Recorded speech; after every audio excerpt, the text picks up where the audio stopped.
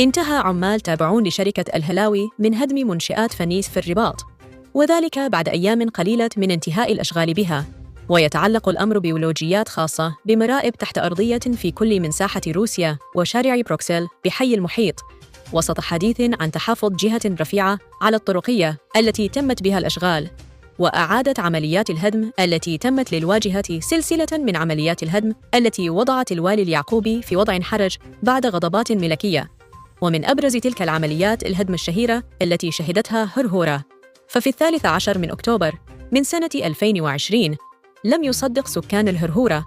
وتمارا أن السور الذي تم بناؤه ليلاً ليغلق طريقاً وقنطرة كلفت 3 ملايير، وسط استنفار لكبار المسؤولين بالعاصمة، قد تم هدمه من جديد تحت جنح الظلام. حدث هذا في الليلة الموالية، أي 24 ساعة فقط بعد الغضبة الملكية على طريقة تنفيذ بعض الأشغال بالحزام الأخضر والغابة، واقعة خلفت الكثير من ردود الفعل، علماً أن المسؤولين وعلى رأسهم والي الرباط اليعقوبي عمدوا وسط ارتباكهم الكبير إلى دفن طريق وسطي الغابة، وجلبوا التربة لزرع بعض الأشجار عنوان، قبل أن يستدعوا الجرافات من جديد بعد ساعات لترحيل أطنان التراب، تمهيداً لإعادة تزفيته، بعد أن جعلهم الخوف يحاولون طمس جميع معالم الأشغال التي تمت بالمنطقة، وبطريقة فيها عبث كبير. هذه الواقعة ليست الوحيدة،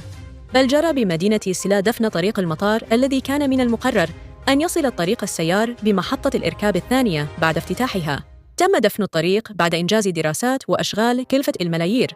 ضمن مشروع أشرف عليه أيضاً والي الرباط اليعقوبي